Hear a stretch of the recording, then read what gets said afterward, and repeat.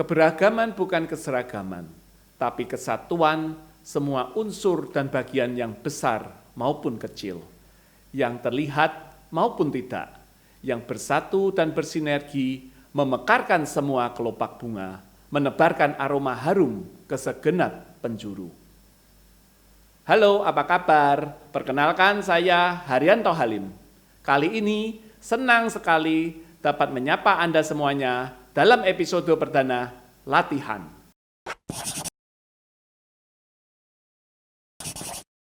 Tema pertama kali ini adalah bagaimana kita bisa menyikapi perbedaan dalam keberagaman. Saudara-saudara, di tanah air ini sekarang, di Indonesia kita ini, perbedaan menjadi sebuah masalah yang besar sekali. Perbedaan yang harusnya menjadi rahmat Tuhan, menjadi sebuah yang dipertentangkan, sebuah hal yang dikritisi, sebuah hal yang selalu menjadikan masalah di antara kita semua. Bagaimana sebenarnya kita bisa menyikapi perbedaan dalam keberagaman? Kita bisa belajar tidak hanya dari seorang tokoh, tidak hanya dari seorang pejabat. Kita bisa belajar perbedaan dari siapa saja, dari orang biasa-biasa saja. Kebetulan, sesuai dengan tema hari ini, kita akan kenalan dengan salah seorang tokoh muda yang sangat luar biasa sekali, yang dalam kesehariannya telah melakukan hal-hal yang sangat luar biasa sekali. Silakan kita akan berkenalan dengan, saya manggilnya Mas atau Dek, yang karena dia masih sangat muda sekali. Ayo kita kenal dengan Agung Kurniawan. Gimana ini Agung? Saya nggak usah manggil Mas atau Dek ya? Iya. Gimana? Manggilnya apa? Manggilnya apa ya? New. Ya, jadi apa kabar nih? Kabar baik Pak. Sehat-sehat semua? Sehat. Di pandemi ini? Sehat. Ini dari Ambarawa atau langsung pas kebetulan di Semarang? Kebetulan di Semarang. Kebetulan di Semarang? Oh, ini hari Selasa toh? Iya. Pas ada itu ya? Kantin. Kantin kebajikan? Iya. Ini baru pulang dari Rasa Dharma Pak. Oh, masih berjalan? Masih. Masih berjalan juga ya? Oh, masih banyak yang datang? Sekarang kita bagi supaya tidak berkerumun gitu loh Pak. Oh, nasinya dibagikan? Iya. Sudah ada lauknya? Ada lauknya. Tapi harus jaga protokol juga nggak waktu mendekat itu? Iya. Harus jaga jarak gitu. Okay. Lalu kita kasih satu-satu. Jadi di tengah pandemi ini kamu masih menjalankan kantin kebajikan? Masih Pak. Oke, jadi kita nanti akan mendengarkan lagi cerita dari Agung ini yang sudah melakukan banyak kebaikan. Dan kalau saya nggak salah sudah beberapa tahun ini, bahkan di tengah pandemi, kebaikan-kebaikan itu pun masih dipertahankan, dilakukan. Nanti kita dengarkan lebih lanjut. Jangan lupa like, comment, or subscribe seperti di bawah ini. Oke, Gung, tadi kamu kan cerita sedang barusan dari kantin kebajikan. Iya Pak. Sudah berapa tahun sih kantin kebajikan itu? 4, ini jalan tahun ke-5. 4 tahun loh. 4 tahun loh. Lah itu tiap kali habis uang berapa itu? Berapa orang itu aja lah sekali. Berapa orang? Sekitar 100 pack. 100 pack di satu tempat. Satu tempat. Padahal ada berapa tempat? Ada 4, tapi karena pandemi ini kan hanya tinggal 1. Oke, tapi sebelum pandemi 4 tempat. Berarti tiap minggu 400 pack. Iya. Memberi makan 400 orang. Iya. Sebulan 1.600. 1.600. Wah, lumayan itu, lumayan. Ya kan? Coba pikirkan, 1.600 tiap bulan 4 tahun. Duitmu kabeh itu. Enggak lah, Pak. Duit siapa? Dari mana dapatnya? Dapat dari donatur, dari donatur. Dapat dari pengusaha-pengusaha yang lain. Oh, saya juga ya? Iya. Oh, iya. Lah tapi gimana? Dapat dari malakin teman-teman kalau ulang tahun. Malakin. Iya. Dulu idenya dari mana waktu kok bisa kepikir padahal kamu belum bekerja. Iya. Masih single. Iya. Masih susah sebenarnya. Iya. Iya kan? Lah kok bisa kepikir untuk bantu kenapa? Jadi ini orang susah aneh, orang susah mau bantu ya baru kali ini. Jadi awalnya itu dulu ada satu kelompok waktu apa ya Pak? Kelompok bermain itu kayak anak-anak geng, clubbing lah, kerennya clubbing lah, clubbing. Ya enggak clubbing. Suka main gitu sekitar kurang lebih 5-10 orang. Kalau siapa yang ulang tahun itu kadang saling traktiran. Itu berapa orang?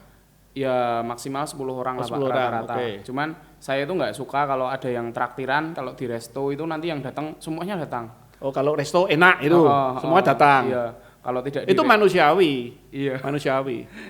Saya merasa nggak suka lihat begitu. Oh, kalau yang terus warungan sepi. yang datang sedikit itu. Terus habis itu nanti ada sisa-sisa makanan yang banyak gitu kan. Oh, Sudah tewas nggak habis. diundang, tewas disediakan nggak datang. Datang tapi yang pesen itu selalu over. Oh, Dan oke. selalu biasanya sih ada sisa. Oke. Nah, saya pikir dengan budget yang sama daripada buang-buang makanan Dan gitu. cuman 10 orang aja yang menikmati. Dan nggak fair ketika yang warungan nanti sepi yang datang itu. Terus saya ajak Kohandi untuk kita bikin. Pak Andi itu temennya. Iya. Oke.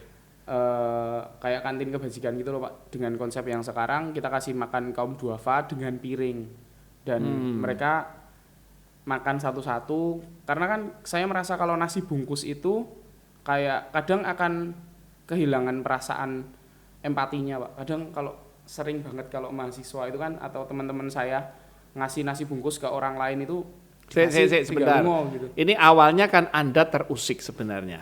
Anda terusik bahwa cuman segelintir teman yang bisa menikmati kebahagiaan gitu ya. Bagaimana kalau ini bisa ditularkan kepada atau dibagikan kepada yang lain? Iya. Awalnya dan juga Anda terusik ada sedikit diskriminasi ya. Iya. Kalau yang jajaknya di warung yang datang sedikit, Iya. yang jajakan di restoran yang datang banyak. Iya. Jadi ini sudah dua loh, Anda punya empati tapi juga Anda punya rasa keadilannya terusik itu ya ceritanya. Iya. Oke, terus gimana terus ini? Lalu itu Pak, saya ajak Kohandi terus tantang-tantangan. Ini Andi juga belum menikah? Belum menikah Pak, Masih sengsara juga? sama. Ini uang sengsara kumpul ya nyeneng kayaknya. Oke, gimana? Akhirnya pokoknya tantang-tantangan. Aku sekali kalau ulang tahunan nggak di restoran, tapi aku mau kumpulkan 100 orang pengemis gelandangan untuk makan pakai piring.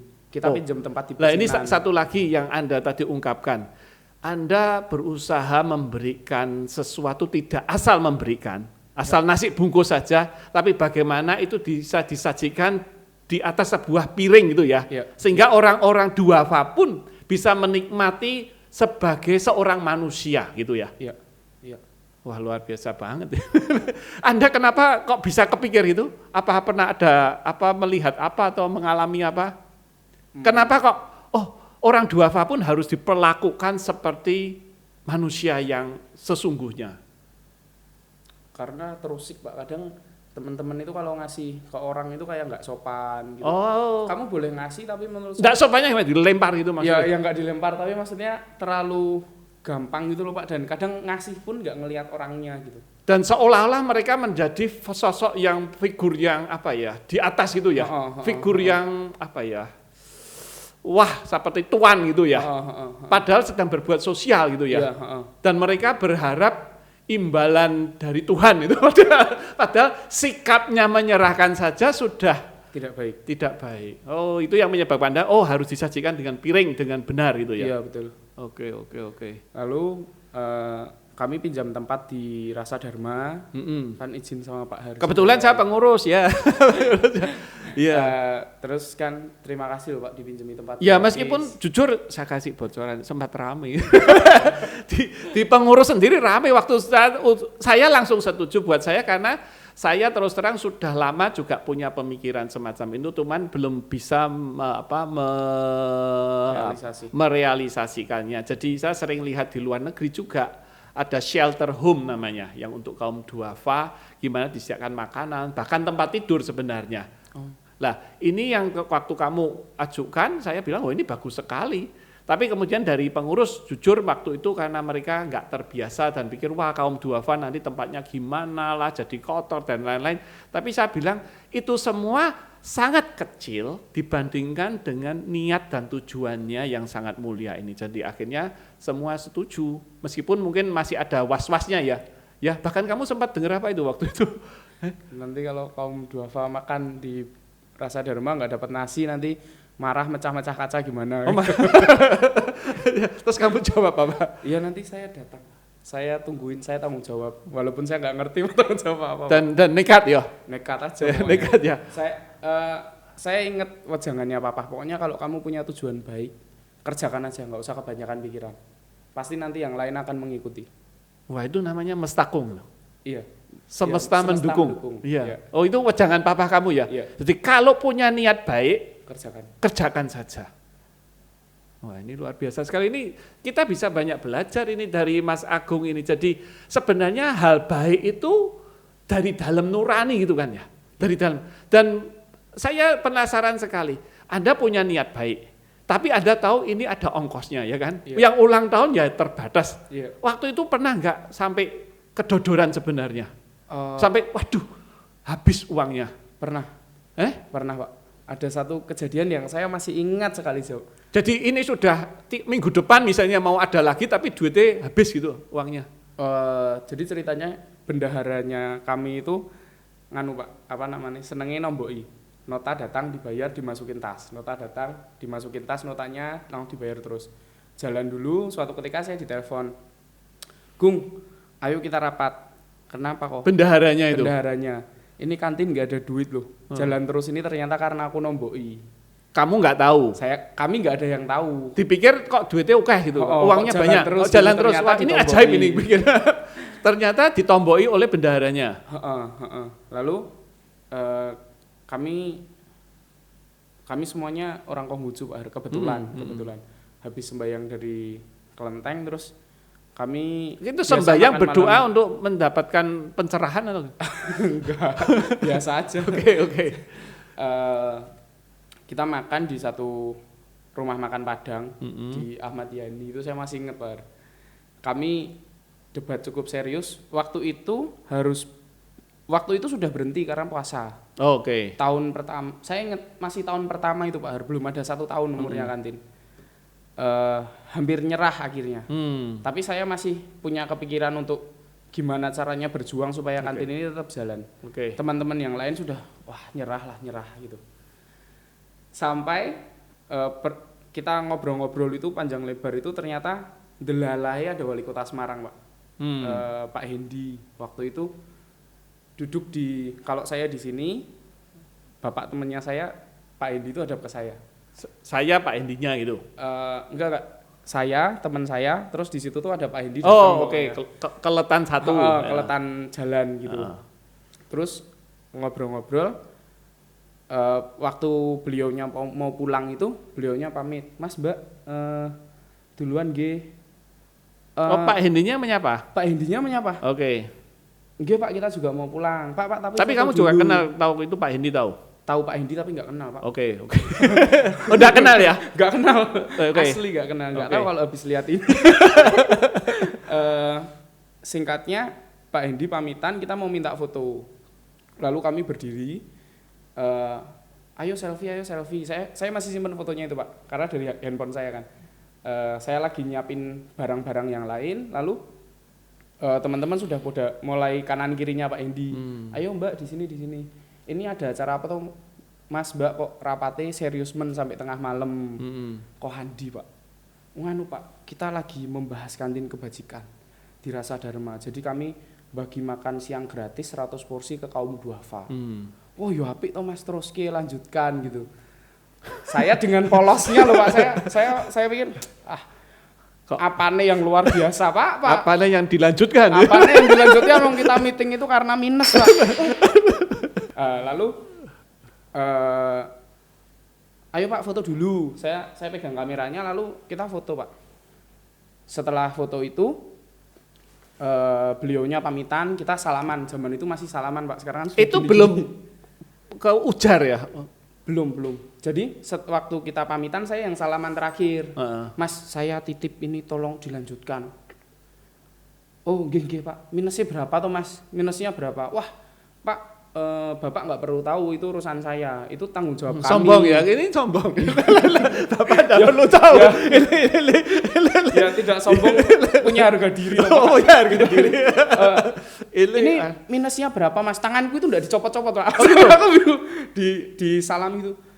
Ngomong Mas, minusnya berapa? Enggak Pak, enggak apa-apa, ini kan tanggung jawabnya kami, ini urusannya kami. Lu Mas tenan lu Mas ngomong berapa, sampai saya didedes dua tiga kali lah sama Pak Hendi.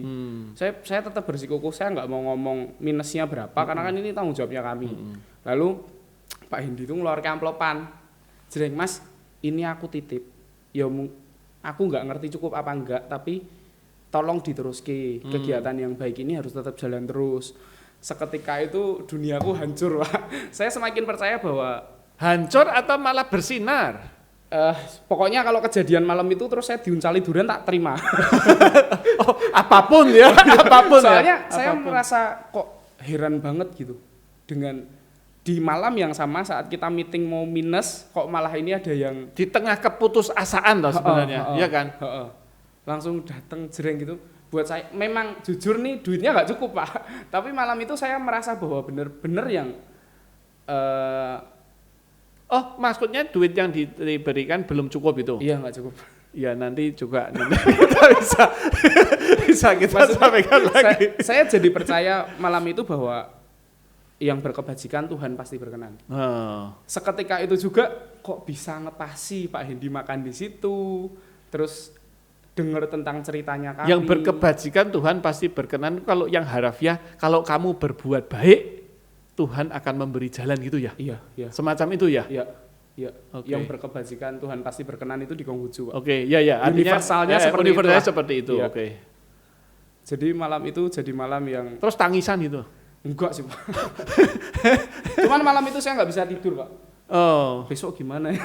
Sisanya dapat dari mana? Tapi akhirnya beres. Akhirnya beres. Akhirnya beres ya. Akhirnya beres. Nah ini yang tadi sudah saya garis bawahi bahwa ternyata kebaikan dalam bentuk apapun asal dikasih niat yang baik ya, yang tulus ya, selalu akan ada jalan.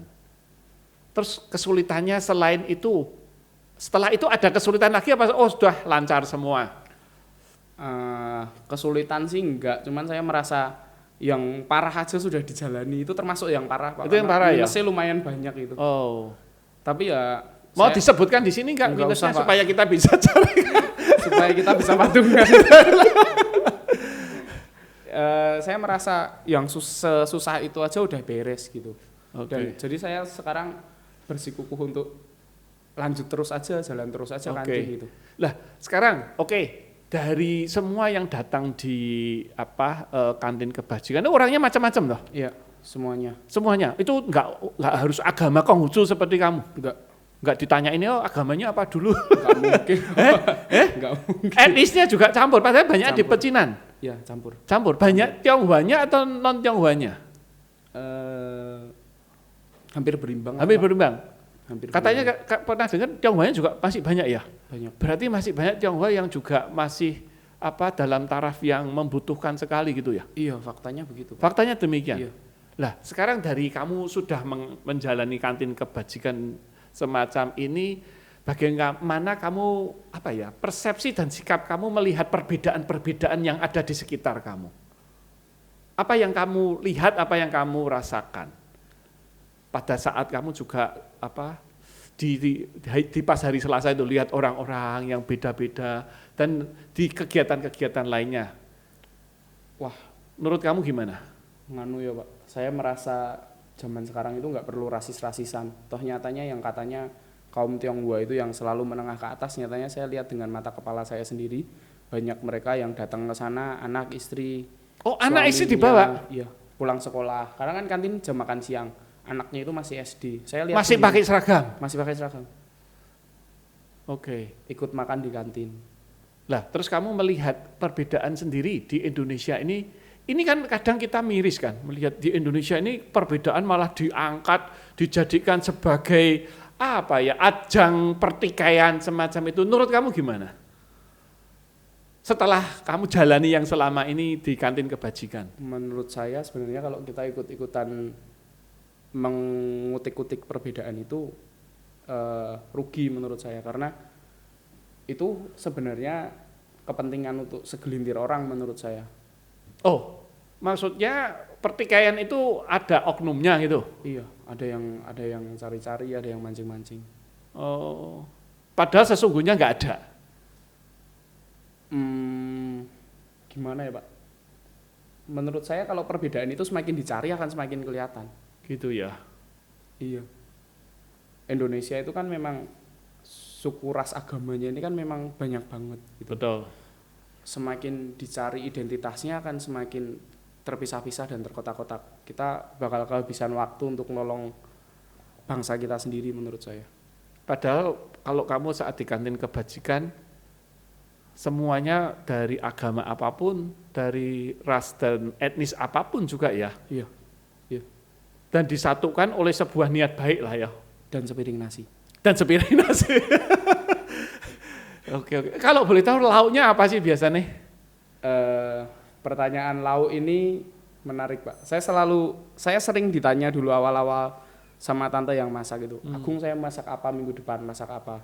Saya selalu jawab masak aja yang tante mau makan. Kalau tante mau makan berarti saya mau makan dan yang lain mau makan. Oh, artinya kamu jadi tolak ukurnya gitu ya? Jadi tolak ukurnya yang masak Pak.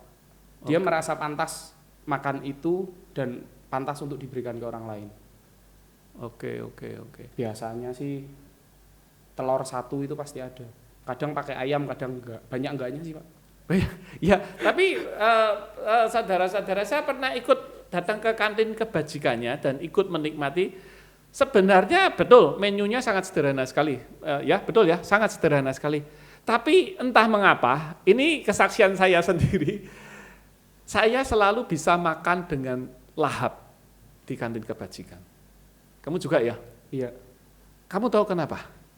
Kenapa saat itu kita bisa makan dengan lahap meskipun lauknya sederhana bareng kaum duafa? Saya merasa harus bersyukur dengan hidup saya sekarang. Ya mungkin lahap nggak lihat menunya apa langsung dimakan Pak. Gitu ya? Karena lebih bersyukur sih menurut saya. Oh, rasa syukur itu yang menyebabkan ya? Iya. Oke. Kalau saya jujur, kalau saya kenapa bisa lahap? Karena saya ikut melihat mereka makan dengan lahap itu. Ya mungkin itu rasa bersyukur juga. Tapi luar biasa sekali. Jadi artinya apa? Sebuah kegiatan sederhana sebenarnya kan, menyediakan makan untuk kaum duafa, tapi bisa memberi kesadaran yang berbeda bagi masing-masing sebenarnya. Iya, betul. Oke, dan menurut kamu bagi yang kaum duafa itu sendiri mereka merasakan apa sih? Selain dikasih makan itu sebenarnya mereka merasakan apa sih?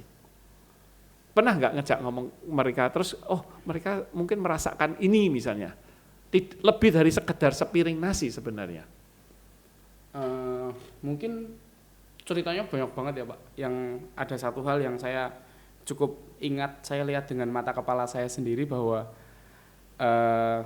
pemulung yang kadang mulung, kadang minta-minta di pecinan itu, setelah makan dia meletakkan piring di tempat piring, sendok di tempat sendok, lalu masukkan uang ke kotak. Itu menurut saya wow banget. Pemulung bisa meletakkan piring di tempat piring setelah makan itu ya, sendok di tempat sendok, setelah itu masukkan ke kotak dana. Kotak dana. Saya nggak lihat uangnya, tapi saya melihat wow. Saya merasa kantin ini bisa memanusiakan manusia ketika masyarakat kelas bawah itu merasakan ada tangan di atas. Wah, luar biasa juga ini pembelajaran yang kita dapatkan. Ternyata kantin kebajikan itu bukan hanya memberikan sepiring nasi, bukan hanya memberikan asupan nutrisi, tapi dia juga mengembalikan dalam kapasitasnya yang terbatas bagaimana mengembalikan harkat dan martabat seorang manusia mungkin ya. Iya. Wah, kamu kok kelihatan terharu. Mengenang kok. Oke. Dan apa orang-orangnya itu selalu sama atau berubah? Tetap ada yang sama tapi ya ada yang baru-baru juga. Oke. Terus ada ke depan kira-kira mau ke arah mana kantin kebajikannya? Dijalanin aja paling Pak. Oh, dijalanin. Saya mungkin merasa punya perasaan untuk kepengen ngajak teman-teman berbagi dengan orang lain. Tidak harus di kantin kebajikan, tapi kerjakan aja yang ada di lingkungannya masing-masing. Oke. Jadi dengan kantin kebajikan ini, kalau saya tangkap juga kamu juga banyak belajar ya. Ya, betul. Hah? Betul. Selain betul, pelajaran empati, kamu dapat apa lagi? Ya empati Pak. Empati ya. Dan kamu makin meyakini bahwa sebenarnya jujur mungkin tidak ada yang namanya itu perbedaan agama, etnis. Kalau kamu mendalami bidang yang kamu jalani sekarang ini seperti kantin kebajikan ya, ya perbedaan itu hampir jadi hal yang sangat nisbi sekali. Iya betul, kayak nggak ada gitu. Semuanya sama semua, duduk sama tinggi, antri semuanya antri, makan lauk yang sama. Kadang kita bisa melihat pemandangan 2 orang anak kecil ngambilnya 1, padahal kami siapkan 2. Ternyata setelah kami amati mereka saling suapan gitu. Ditanya, waktu itu pernah ditanya sama Ko Andi, kenapa kok ngambilnya 1 nggak 2? Nganu, kalau 2 nggak habis mas. Oh, itu keren lah, anak kecil yang mohon maaf memang gelandangan gitu, mereka bisa care sama adiknya. Empati itu nggak memandang suku ras agama menurut saya. Sudah menembusi semuanya. Oke. Setelah ini tadi saya sempat tanyakan lagi, kamu pengen kemana lagi? Tujuannya yang lebih besar? Tujuannya yang lebih Apakah besar, ini dikenalkan di tempat lain, misalnya tidak hanya di pecinan, misalnya di komunitas lain? Rata-rata sih komunitas-komunitas yang lain itu malah ngontak kita untuk mengelola dananya mereka, membuat di tempat mereka. Oh gitu? Jadi kan sekarang kantin itu posisinya ada 4, ya, yang 3 vakum karena pandemi ini. Oke. Jadi kamu tapi sudah merasa senang bahwa apa yang kamu mulai dari niat yang sangat sederhana sekali, dari bahkan mungkin agak guyon-guyon ya antar teman ya, sebenarnya nggak serius lah, cuman tantangan gitu aja kan. Wah, siapa yang bisa pas ulang tahun malah menjamu kaum duafa gitu kan. Awalnya begitu aja ya. Kamu kurang lebih berpikir nggak ini akan berlangsung sampai terus panjang atau gimana? Saya tidak berpikir bakal jadi 4 tahun Pak. Saya pikir itu sudah selesai kuliah ya sudah selesai gitu. Tapi ternyata masih jalan terus sampai sekarang. Iya. Dan tadi saya garis bawahi juga bahwa sebenarnya Agung ini saat memulai ide pun sebenarnya mungkin masih mahasiswa atau? Masih mahasiswa. Bahkan tapi sudah mulai punya usaha dikit-dikit? Belum. Oh, belum sama sekali. Lah, ini duit jajan itu, Pak. Asli duit jajan. Pertama loh. Wah, ini menarik sekali. Jadi nekat itu perlu ya untuk berbuat baik, perlu nekat ya. Menurut saya perlu. Gitu ya. Jadi kalau sampai memang kadang ada sebuah persoalan di depan mata kita, terus kita masih bertanya, enaknya diwangi apa enggak itu sebenarnya jadi aneh sebenarnya ya. Iya. Tapi saya tadi dari kisah kamu dengan Pak Hendy dengan Pak Wali Kota saat itu, saya bayangkan saat itu pasti yang dilihat Pak Wali Kota bukan wajah menderitanya kalian. Karena sudah kenyang waktu itu. Iya, kenyang. Tapi menurut saya ketulusan saat kamu mengatakan persoalan kamu sedang ada di kantin kebajikan ini. Iya. Menurut saya ketulusan itu bisa tertangkap oleh Pak Wali. Makanya percaya. Mana ada orang diomongin gitu terus percaya dikasih uang gitu kan? Nggak mungkin, gitu? Iya. Ya, karena ada ketulusan sehingga bisa ditangkap. Lah, saya terus terang yang penasaran sekali sebenarnya apa yang membuat kamu yang nantinya pengen terus dan terus kalau bisa ini dipertahankan pokoknya. Kantin kebajikan nggak boleh bubar. Apa yang membuat kamu punya semangat itu? Semangatnya adalah ingat 100 orang yang kepengen makan siang di kantin. Wajah-wajah itu membayang ya soalnya. Iya, bukan wajahnya Pak, tapi maksudnya ingat mereka gitu. Oh gitu ya. Itu yang membuat kamu terus ingin mempertahankan. Iya. Oke. Ada lagi nggak? Nggak ada. Nggak ada ya. Tapi sesederhana itu ya bahwa mungkin tidak hanya wajah masing-masing yang terlihat yang membuat kamu terdorong, tapi keseluruhan bahwa ini ada orang-orang yang tiap minggu menantikan gitu ya. Iya. Tiap minggu menantikan ya. Bahkan mungkin tadi kamu sempat cerita kadang sedang lewat di mana dipanggil gitu juga ya. Iya. Sekarang kalau saya di Pecinan itu lagi sembayang di Linggokbyo gitu. Kok Agung, terima kasih. Saya pikir apa gitu. Rasanya gimana? Apa yang kamu rasakan? wow aja mereka ingat sama saya Pak. Dan itu mungkin juga salah satu sebab yang menyebabkan kamu kantin kebajikan tidak boleh bubar gitu ya, harus tetap ada. Sapaan semacam itu aja sudah bikin kamu lebih semangat. Iya. Betul ya? Iya. Oke, ini apa ya? Sekali lagi saya ingin garis bawahi, untuk jadi orang baik tidak harus jadi orang luar biasa, tidak harus kaya dulu malah ya kan. Selalu ada jalan, mestakung, semesta mendukung. Sebelum saya akhiri segmen ini, saya pengen ngetes si Agung ini, cobain. Gung, ini ada tes cara psikologi Jepang ini.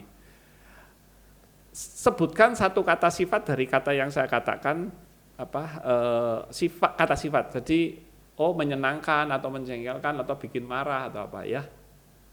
Kalau kamu, saya akan sebut kata kucing itu, kamu apa kata sifatnya apa? Buat kamu apa yang kamu rasakan? Ngeselin, oke. Kopi, pahit. Menyenangkan atau tidak?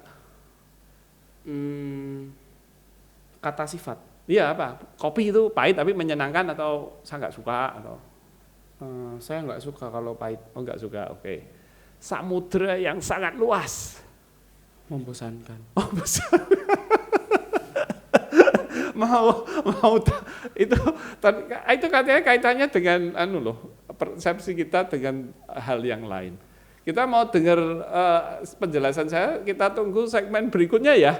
Jadi kita jangan lupa like, share, and comment sebelum kita ke segmen berikutnya. Oke, tadi kamu sudah jawab toh? Iya. Apa yang kamu rasakan kalau dengar atau bayangkan kucing itu? Kamu tadi jawab apa ya?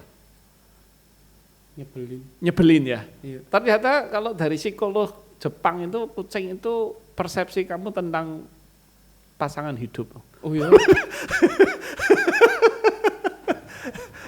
Semoga tidak nonton. saya tadi lupa ingat, kayaknya aku tahu. Semoga tidak apa? Enggak nonton.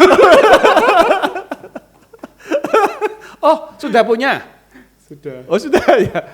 Terus kalau kopi, wah ini agak ini enggak tahu nanti diedit atau enggak loh. Ini karena kopi itu ternyata persepsi dan sikap kamu terhadap kehidupan seksual. Tadi saya jawab apa ya, Pak? Kelihatannya pahit dan apa? Pahit dan apa tadi saya lupa. Pahit saya tidak suka. Saya lupa pahit dan apa tadi ya? Pahit tidak suka. Pahit tidak suka. Wah, perlu ke dokter dulu lah. Terus yang terakhir, lautan luas itu pandangan keseluruhan soal kehidupan. Kamu tadi bilang agak membosankan. Apa karena masa pandemi ini atau memang dari dulu nggak suka laut itu? Nggak tahu sih Pak. Dulu pernah di luar pulau itu main speedboat. Saya pikir main speedboat sendirian ya orang gila, bosen gitu sudah sampai tengah. Oh gitu ya. Iya. Jadi ya bukan membosankan tapi kalau sudah di kantin kebajikan jadi menyenangkan lagi lah. Oke, sekarang kita main game yuk. Ya? Gimana boleh. Kita main game? Sekarang bagaimana gantian ya nyebutkan kata-katanya gantian. Cepet-cepetan lah. Okay. Mungkin saya sebutkan kondisinya nanti kamu langsung sebutkan apa jawabannya gitu. Ayo sebutkan satu kata yang berakhir dengan huruf L. Kok di luar skenario ya?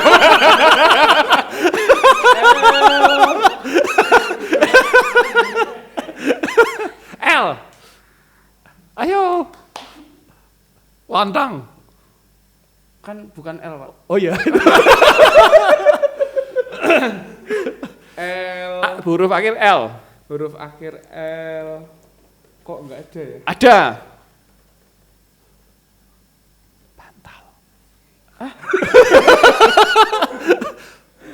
Bantal. Terus saya juga harus jawab loh, langsung bisa tugel loh, tugel L loh. Oh iya Pak. Terus saya lagi Pak? Iya kamu lagi. Ini kapan selesai? Oh enggak gampang ya ternyata ya? Susah Pak. Masih saru. Itu tuh dari tadi udah mau keucap Mas.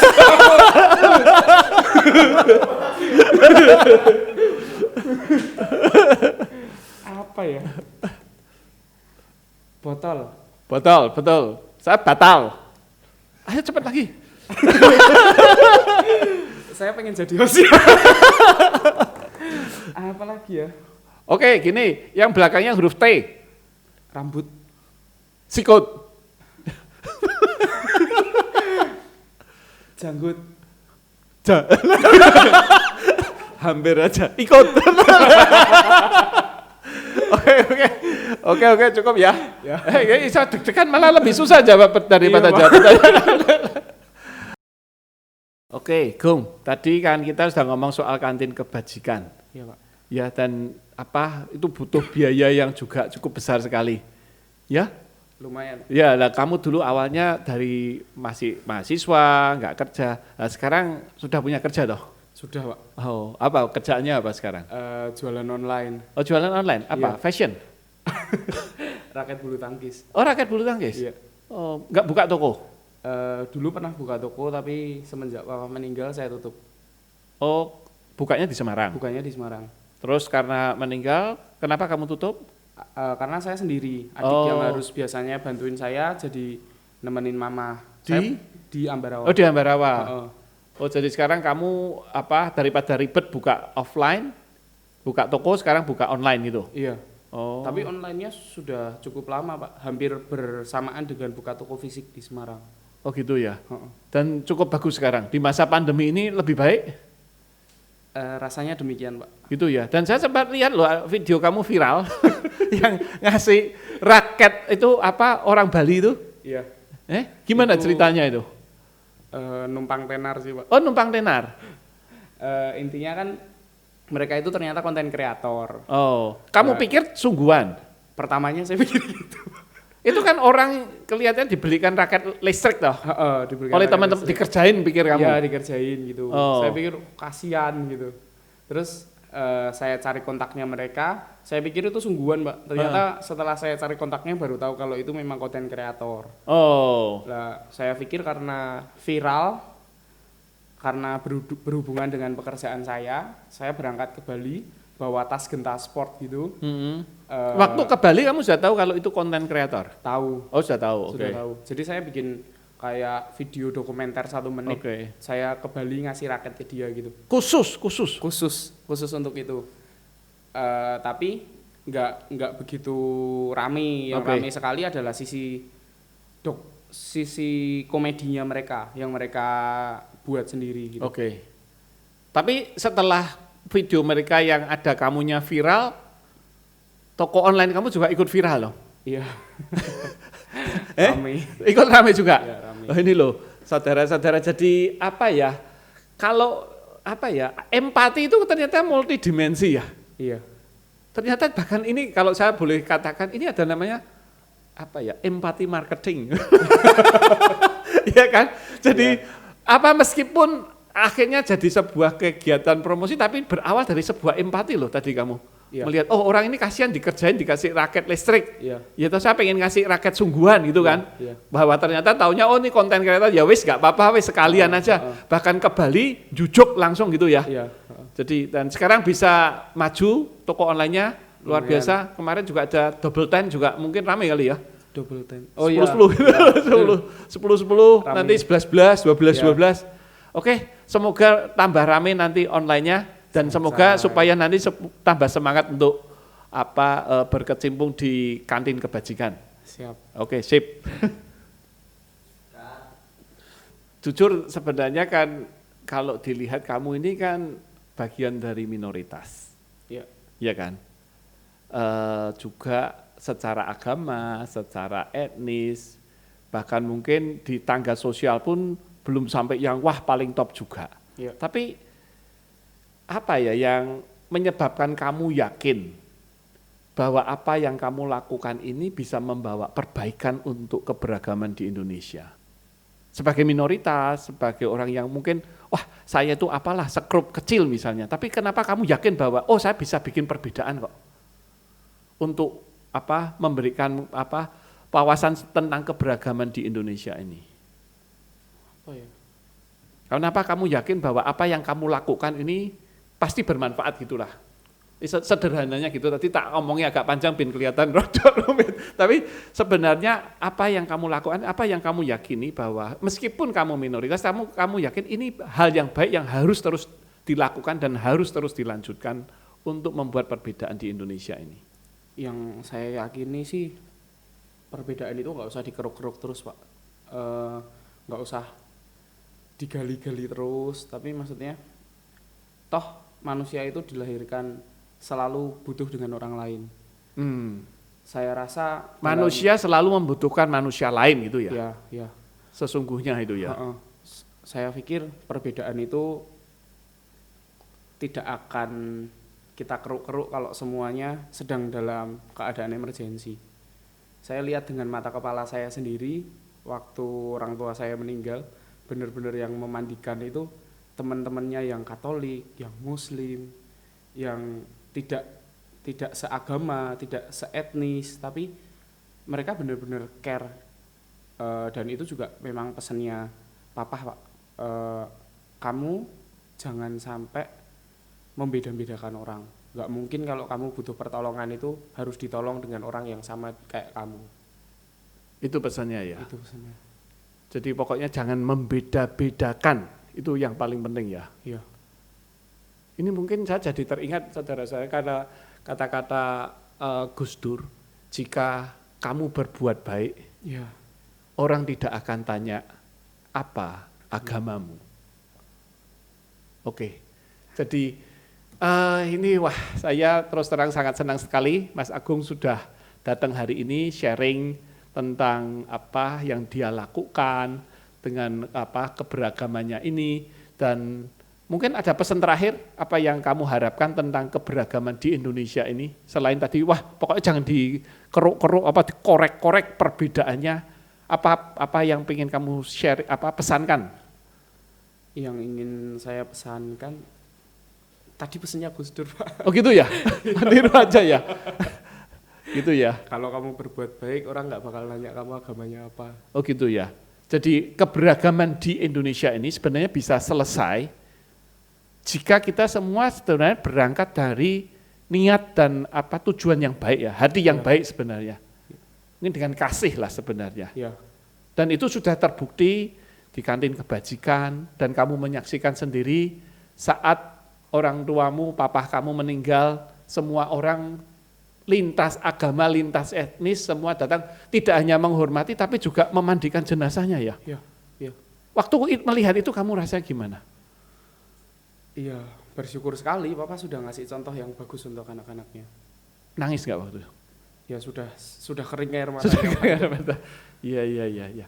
Oke, saya senang sekali apa kamu sudah datang hari ini, sudah sharing, apa menarik sekali perbincangan kita dari seorang Agung Kurniawan, seorang anak muda. Usia masih berapa ya kamu? 27 tahun. Menurut saya Indonesia butuh anak-anak muda yang semacam ini. Anak muda yang tidak harus tampil luar biasa, yang tidak harus selalu tampil di permukaan, tapi menjalankan apa yang menurut dia benar, apa yang menurut dia baik, dan dia menjalankannya tanpa pamrih. Tadi ditanya mau sampai kapan nih? Pokoknya dijalankan dulu.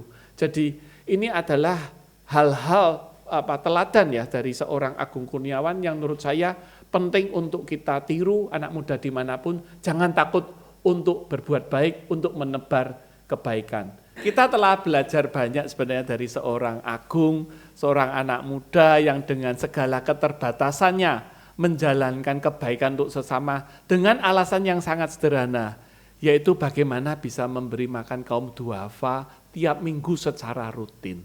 Jadi ini adalah pesan yang mungkin perlu kita ingat, kita bawa bahwa kebaikan itu tidak perlu modal yang tinggi-tinggi, dan ternyata bahwa saat melakukan kebaikan jangan melihat siapa dia, agamanya apa, dari etnis mana, seperti Gus Dur tadi katakan, kalau kamu berbuat baik orang tidak akan tanya apa agamamu.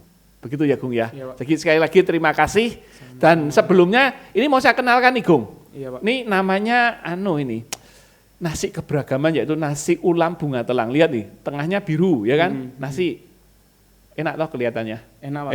Lauknya macam-macam. Loh ini ada wortel, ada telur, ada kacang, ada sate, ada kecombrang, ada gereh. Gereh.